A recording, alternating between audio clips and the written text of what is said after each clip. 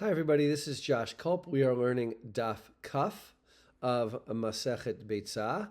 And we get a story here about Hillel Hazaken, Hillel, seems to be one of the origin stories about where Hillel comes from. And I want to say a couple words about that. My co-author and Chavruta and I, Jason Rogoff, are putting finishing touches on another book that will hopefully be entitled Reconstructing the Rabbis, where we talk about the history of the most famous of the Tanaim and the Proto-Tanaim, and one of the largest chapters is on Hillel. And one of the things that's really remarkable about Hillel is that his origins are almost completely unknown. Both this story and another story. This story is about him coming to the temple with a burnt offering, and he lays his hands on it on Yom Tov, and the people from the house of Shammai are all angry at him, and they want to say that the halacha is going to follow him. We can sense that, as I said in last week's video, there's a lot of tension in the late Second Temple period about the offering of sacrifices and what to do with sacrifices, particularly on Yom Tov. And the second famous dispute is over whether or not the Pesach sacrifice can be offered on Shabbat.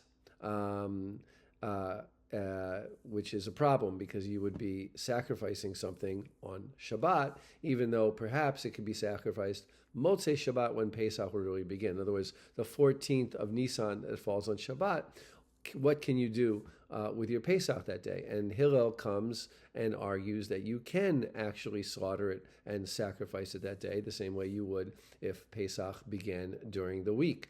And in both of these cases, there's a certain commonality that Hillel just sort of pops in to the Beit HaMikdash. We don't really know all that much about him, and he wins all these arguments, and he defeats Beit Shammai, or in the Pesach story, he defeats people who seem to be a little unnerved by what he is doing. And as we note in this chapter, again, this book won't be out for another year or so, but we note in this chapter is that Hillel is sort of traced to him is the beginning of rabbinic thinking. The beginning of a rabbinic way of deriving things. Namely, he makes midrashic arguments. He makes arguments from tradition, from oral tradition.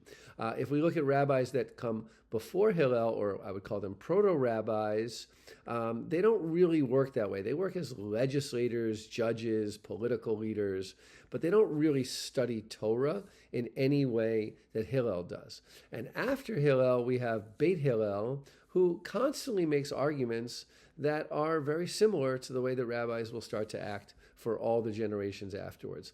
What does that mean? Does that mean that there was some kind of major change in Hillel's period around the turn of the millennium?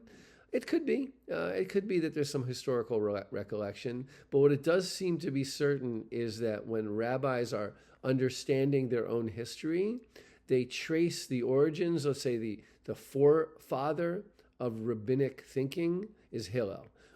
In the book, we talk about the role that, let's say, Rabbi Akiva had in organizing the Mishnah, but the first real rabbi type of character is Hillel. So there's a reason why, and eventually, obviously, his house defeats Beit Shammai. Beit Shammai seems to be some kind of an earlier relic. They are rabbis. There are a few rabbis from the house of Beit Shammai, but they seem to be an earlier relic from an earlier time period. And Hillel sets the trajectory that eventually leads to Rabbi Yehoshua, Rabbi Akiva, and eventually to the Mishnah and the Talmudic tradition.